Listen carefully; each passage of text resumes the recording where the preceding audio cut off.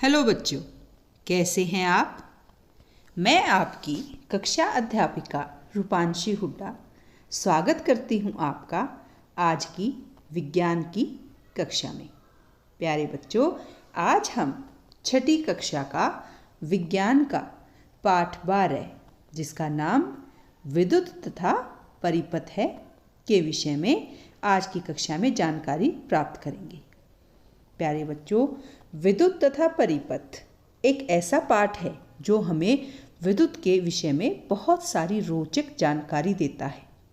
आप विद्युत का उपयोग अपने बहुत से कार्यों को आसान करने के लिए करते हैं। जैसे हम विद्युत का उपयोग करते हैं कुएं से पंप द्वारा पानी निकालने के लिए। जैसे हम घर में मक्खन लगाने के लिए जो मशीन लगाते हैं वो चलती है विद्युत से। अरे फ्रिज में ठंडा पानी, ये भी विद्युत का ही कमाल है। और जो हमारे कपड़े धुलते हैं वॉशिंग मशीन में, वो भी विद्युत की सहायता से ही होता है। यही नहीं, हमारे कमरे में जो रोशनी करता है बल्ब, वो भी चलता है विद्युत के इस्तेमाल से।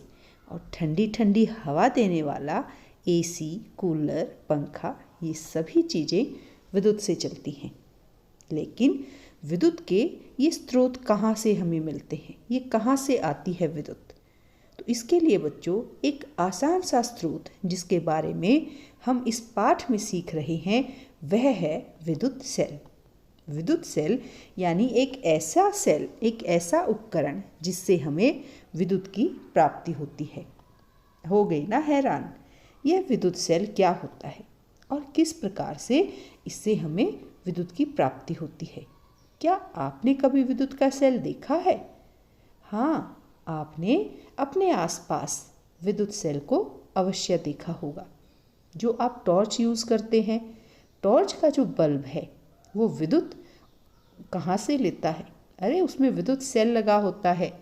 और विद्युत सेल का उपयोग तो बहुत सारे विद्युत स्रोत के रूप में अलार्म घड़ी, कलाई घड़ी, रेडियो, कैमरा और जो आपके टीवी का रिमोट है उसमें भी इस्तेमाल किया जाता है।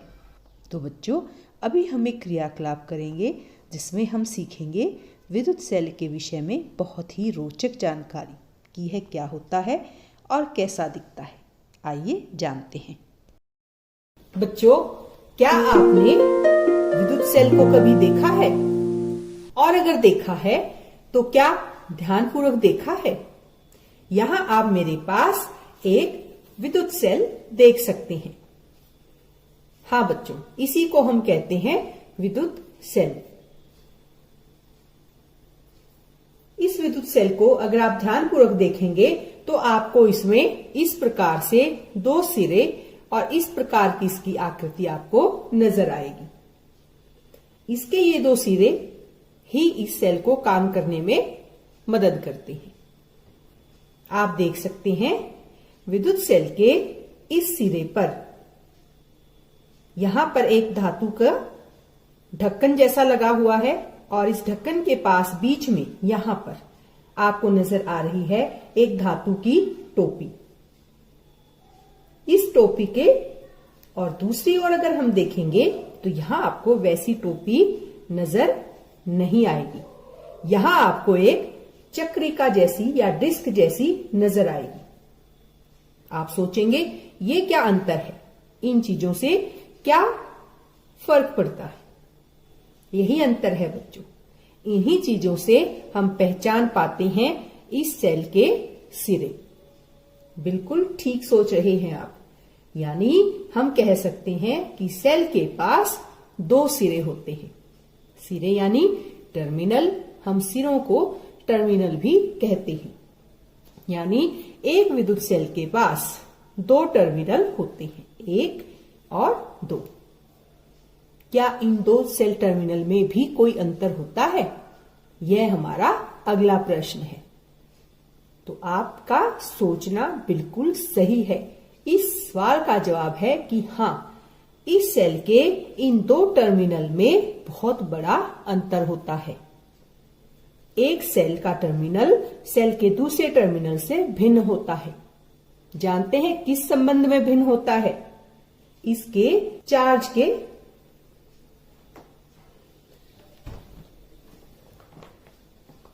एक जो सिरा होता है वह दूसरे सिरे से भिन्न होता है। ये जो सिरा है जहां इस पर धातु की टोपी लगी हुई है, ये सिरा कहलाता है धन टर्मिनल। क्या कहलाता है? धन टर्मिनल या धनात्मक सिरा। और इसके जो विपरीत वाला है, ये जहां चक्रिका जैसा बना हुआ है, ये कहलाता है ऋण टर्मिनल या ऋणात्मक सिरा। और इसको आप कैसे पहचानेंगे? तो हर टर्मिनल के लिए बच्चों यहां पर चिन्ह बनाए गए होते हैं। यह आप देखेंगे यहां ध्यान पूर्वक तो आपको नजर आएगा, इस पर यहां धन का चिन्ह बना हुआ है, यानी जमा का चिन्ह, प्लस का साइन। जैसे आप जोड़ में बनाते हो ठीक वैसा ही साइन यहां पर बना हुआ है इस सिरे पर। यानी यह जो चिन्ह है यह दर्शाता है कि यह जो टर्मिनल है, यह जो सिरा है वह धन टर्मिनल या धनात्मक सिरा है।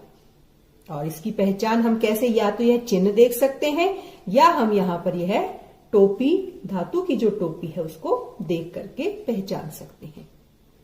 अब आते हैं इसके विपरीत दूसरे सिरे की तरफ। यह जो सिरा है बच्चों, जहां पर डिस्क या चक्रिका है, यह भी धातु की बनी होती है और इसको हम कहते हैं ऋण टर्मिनल या ऋणात्मक सिरा। क्या यहां पर भी कोई चिन्ह बना होता है? आइए ढूंढते हैं। और यहां आप देखते हुए चलेंगे इस तरीके से। ये देखिए, इस तरफ भी यहां पर एक चिन्ह बना हुआ है जिससे आप पहचान सकते हैं कि यह जो सिरा है यह कौन सा सिरा है। यहां पर कैसा चिन्ह देख सकते हैं आप? सही, माइनस का जो चिन्ह है यानी ऋण का जो चिन्ह है वो यहां बना हुआ होता है। और यह चिन्ह दर्शाता है कि यह जो सिरा है वह कैसा है? ऋणात्मक, यानी ऋण टर्मिनल। अब आप आसानी से पहचान सकते हैं कि जब आप एक सेल को देखें और आपसे पूछा जाए कि इसका धन और ऋण टर्मिनल कैसे पहचानेंगे, तो आप दो तरीके बता सकते हैं। पहला कि इसके ऋण टर्मिनल पर, यानी इस तरफ एक धातु की चक्रिका यानी डिस्क बनी होती है, जबकि इसके धन टर्मिनल पर हम यहां लगाते हैं धातु की टोपी। और दूसरा तरीका है कि यहां जो इसका धन टर्मिनल है उस पर बना होता है ये धन का चिन्ह यानी जमा या जोड़ का निशान, और इसके ऋण टर्मिनल पर बना होता है यह ऋण या माइनस का चिन्ह। तो इनकी सहायता से आप आसानी से एक सेल के दो टर्मिनल को पहचान सकते हैं। आपका हम सोचेंगे कि यह जो सेल है इसमें ऐसा क्या है जो विद्युत का यह स्रोत कहलाता है। अब विद्युत का स्रोत कैसे है कि जब यह सेल डालते हैं आपकी तभी बैटरी भी कार्य करती है। आप इसको रिमोट जो होता है वहां पर भी इस्तेमाल करते हैं, आप दीवार घड़ी में भी इस सेल का इस्तेमाल करते हैं, और बहुत सारे ऐसे उपकरण हैं जहां पर आप ये सेल लगाते हैं तो ये जो उपकरण है वह कार्य करने लग जाते हैं। तो बच्चों, ये जो सेल है यह जो है ये विद्युत का स्रोत है। इस सेल के अंदर संचित होता है बहुत सारा रासायनिक पदार्थ। जब आप इस सेल को यानी कोई पुराना सेल अगर हम तोड़ के देखें तो इसके अंदर आपको मिलेगा रासायनिक पदार्थ, और यही रासायनिक पदार्थ सेल के कार्य के लिए आवश्यक होता है। तो प्यारे बच्चों, यह थी सेल के विषय में जानकारी। किस प्रकार से विद्युत सेल कार्य करता है और उसके अंदर कौन सा पदार्थ भरा होता है, यानी रासायनिक पदार्थ। प्यारे बच्चों, यह विद्युत सेल ऐसे ही कार्य नहीं करता, इसको रासायनिक प्रक्रिया से गुजरना होता है।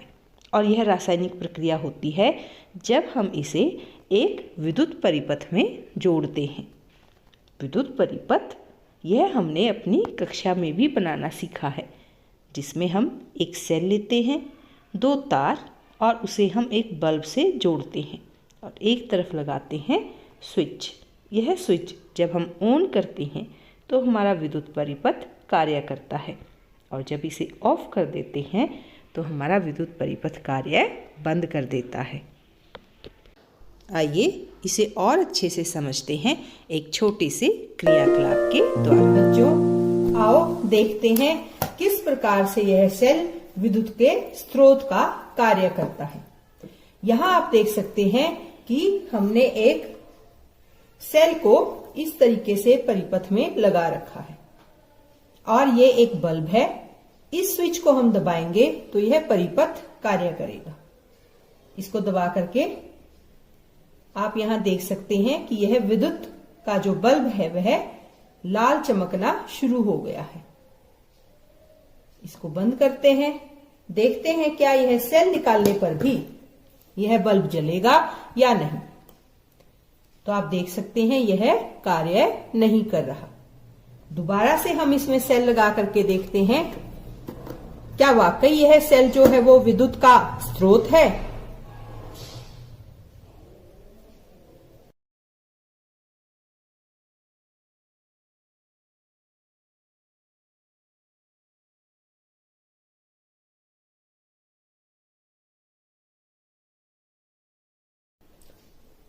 अब हम दोबारा इस सेल को लगा करके देखते हैं क्या यह बल्ब जलेगा या नहीं।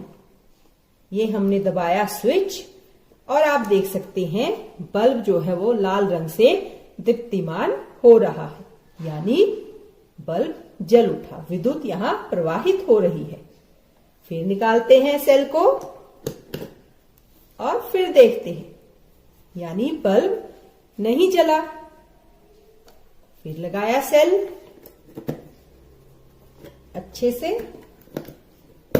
ये लग गया और ये दबाया स्विच और बल्ब दीप्तिमान हो गया। यानी यहां पर बल्ब को दीप्तिमान करने का स्रोत कौन है? यह सेल। तो विद्युत का स्रोत भी कौन हुआ? ये विद्युत सेल।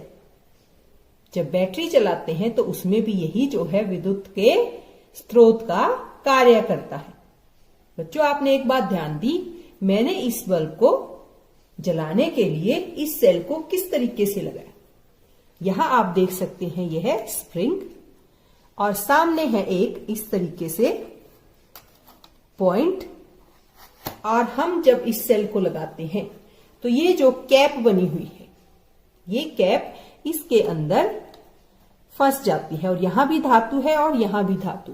हमें पता है धातु विद्युत की सुचालक होती है और ये जो स्प्रिंग है यह पीछे इस चक्री का डिस्क में यहां पर फंस जाता है और इस तरीके से विद्युत का जो संचालन होता है इस सेल के द्वारा। ये देखिए, ये इस तरीके से कितने ही स्पष्ट रूप से आप यहां बल्ब को जलते हुए देख सकते हैं। तो विद्युत का स्रोत कौन हुआ? विद्युत सेल। तो प्यारे बच्चों, यह देखा आपने एक बड़ा ही मजेदार क्रियाकलाप। इसमें विद्युत सेल के साथ महत्वपूर्ण भूमिका निभाता है विद्युत स्विच, जिसे ऑन ऑफ करने से हमारा विद्युत परिपथ कार्य करता है। साथ ही बच्चों, इसमें जो हमने तार का इस्तेमाल किया है यह दर्शाता है एक ऐसे पदार्थ को जो विद्युत का चालक है। अब आप कहेंगे यह क्या बात हुई, विद्युत का चालक, ये कैसे? तो बच्चों मैं आपको यहाँ बताना चाहती हूँ कि बहुत सारे पदार्थ ऐसे होते हैं जो अपने अंदर से विद्युत को चलने की इजाज़त देते हैं, यानी वो विद्युत के चालक होते हैं। लेकिन कुछ ऐसे पदार्थ होते हैं जो ऐसा नहीं होने देते, वो अपने अंदर से विद्युत को प्रवाहित नहीं होने देते। ये तो बड़ी ही मज़ेदार बात है और आप सोचेंगे ऐसा कैसे हो सकता है। यह हो सकता है बच्चों। आइए अपने अगले क्रियाकलाप में इन्हीं पदार्थों के विषय में सीखते हैं जो विद्युत के चालक होते हैं और कौन से पदार्थ विद्युत रोधी होते हैं। तो आज हम करने वाले हैं एक क्रियाकलाप और इस क्रियाकलाप में हम विद्युत चालक एवं विद्युत रोधी पदार्थ के विषय में सीखेंगे। तो आइए करते हैं अपने क्रियाकलाप को। विद्युत चालक एवं विद्युत रोधी पदार्थ।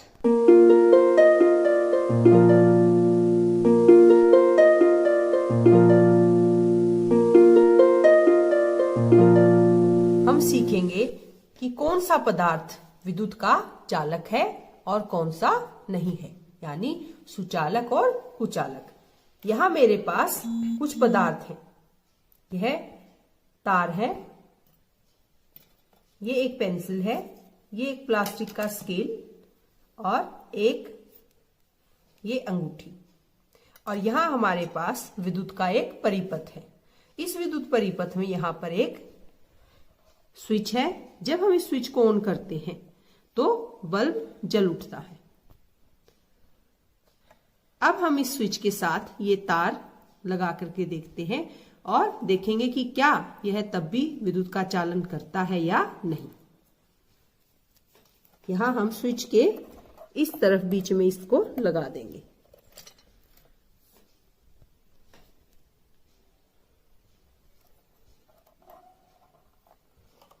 और ये देखिए, बीच में तार लगने पर भी विद्युत का चालन हो रहा है, यानी यह जो तांबा है धातु, यह जो तार है यह विद्युत का सुचालक है। अब हम इस दूसरे जिंक के तार को यहां लगा करके देखते हैं।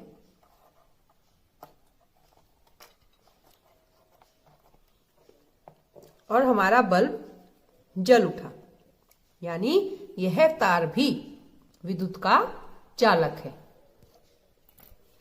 अब यह प्लास्टिक का स्केल है, इसको हम यहां स्विच पर रखते हैं और बल्ब को जलाने की कोशिश करते हैं, लेकिन हमारा बल्ब नहीं जला, यानी प्लास्टिक जो है वह विद्युत रोधी पदार्थ है, क्योंकि इसने अपने अंदर से विद्युत का चालन नहीं होने दिया। अब हमारे पास यह एक अंगूठी है, इसको हम यहां रखते हैं और देखते हैं कि क्या यहां, और ये देखिए यहां विद्युत का चालन हो रहा है। तो हमारे पास कुछ ऐसे पदार्थ होते हैं जो अपने अंदर से विद्युत का चालन संभव होने देते हैं, और वह पदार्थ कहलाते हैं विद्युत चालक। जबकि कुछ पदार्थ जैसे प्लास्टिक, रबड़, ये अपने अंदर से विद्युत का चालन नहीं होने देते, इसीलिए हम इन पदार्थों को कहते हैं विद्युत रोधी पदार्थ। तो ये था अपना क्रियाकलाप, जिसमें हमने सीखा विद्युत चालक एवं विद्युत रोधी पदार्थ के विषय में। तो हमें पता चली परिभाषा। विद्युत चालक वह पदार्थ होते हैं जो अपने अंदर से विद्युत का चालन होने देते हैं, जैसे धातु, सोना, चांदी, लोहा, तांबा, पीतल, ये सभी अपने अंदर से विद्युत का चालन होने देते हैं।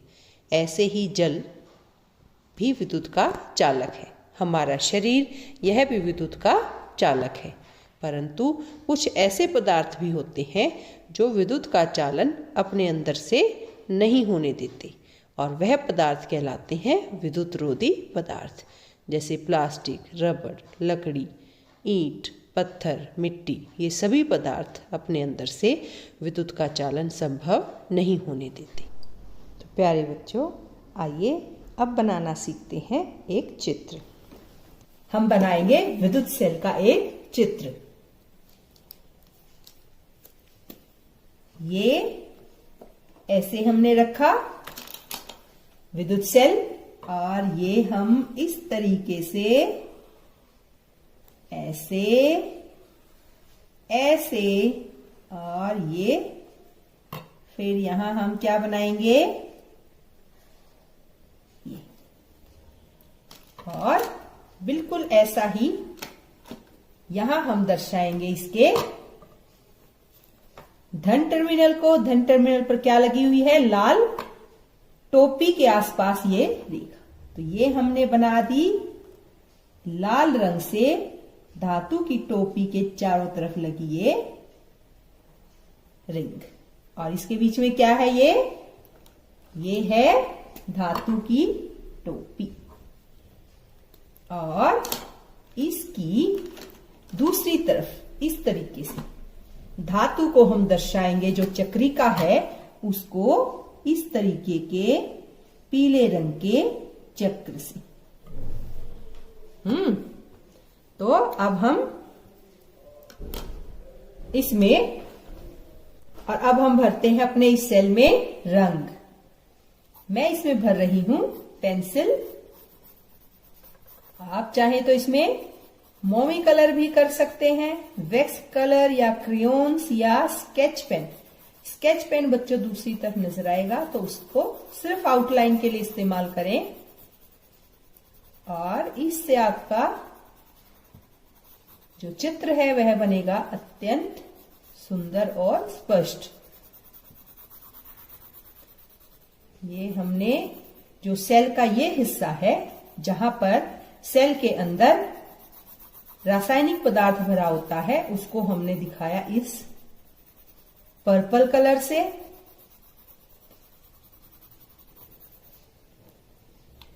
और पीछे हम कर देंगे ये पीला रंग जो दिखाएगा विद्युत चक्रिका।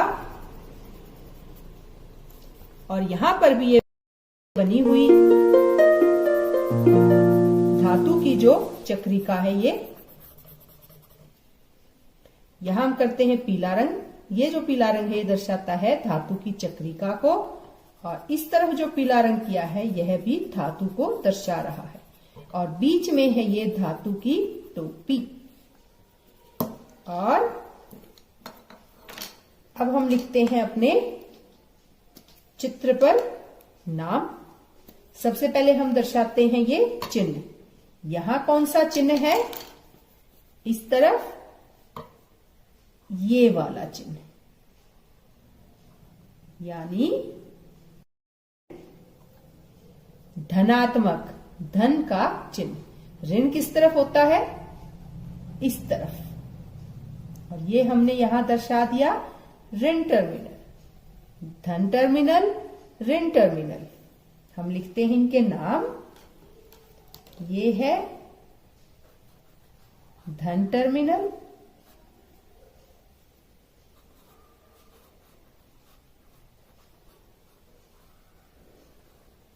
और ये है ऋण टर्मिनल।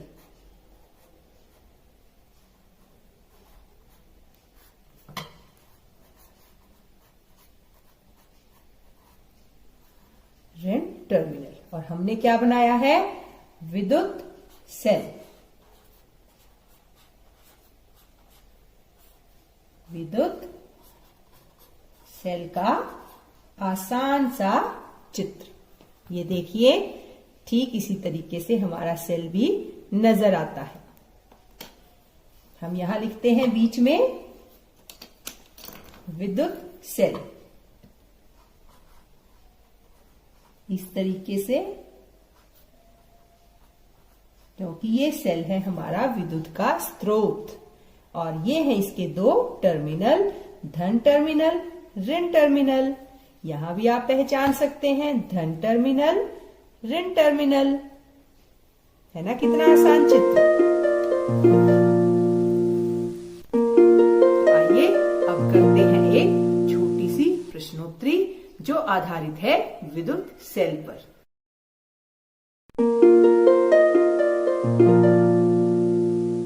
और प्रश्नोत्तरी का पहला प्रश्न है कि पृथ्वी पर प्रकाश का प्राकृतिक स्रोत क्या है?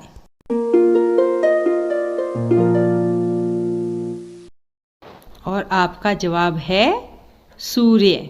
बिल्कुल ठीक। और प्यारे बच्चों, अगला प्रश्न है कि रात को जब सूर्य नहीं होता तो प्रकाश का स्रोत क्या होता है? और इसके जवाब के लिए आपका समय शुरू होता है अब।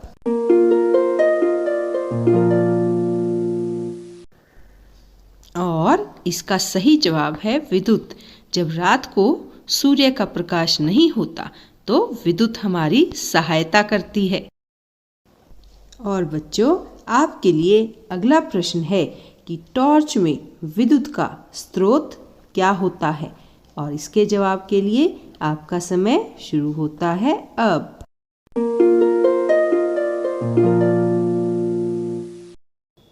और आपने दिया है एकदम सही जवाब।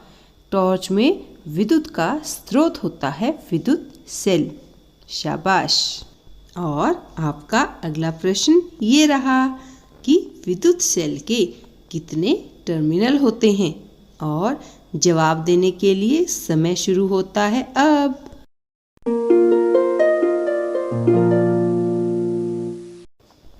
शाबाश बच्चों, सभी ने ये जवाब दिया। विद्युत सेल के 2 टर्मिनल होते हैं। तो चलिए बच्चों, अब आपसे पूछती हूँ अंतिम और बड़ा ही सरल प्रश्न। विद्युत सेल के टर्मिनल के नाम क्या होते हैं? बताइए। इसके लिए आपका समय शुरू होता है अब।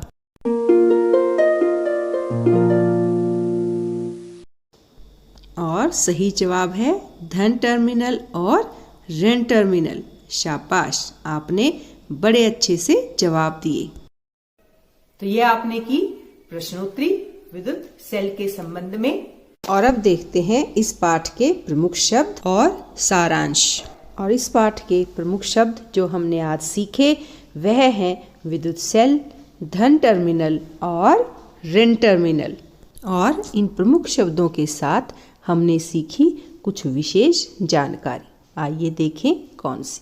सबसे पहले हमने सीखा कि विद्युत सेल विद्युत का एक स्रोत होता है। और दूसरी जो हमने सीखी, विद्युत सेल में 2 टर्मिनल होते हैं और उनके नाम भी हमने सीखे। एक होता है धन टर्मिनल और दूसरा होता है ऋण टर्मिनल। धन टर्मिनल को हम जोड़ के निशान यानी धन के निशान से चिन्हित करते हैं और ऋण टर्मिनल को ऋण के निशान से चिन्हित करते हैं। ये था अपना आज का पाठ। फिर मिलेंगे। धन्यवाद।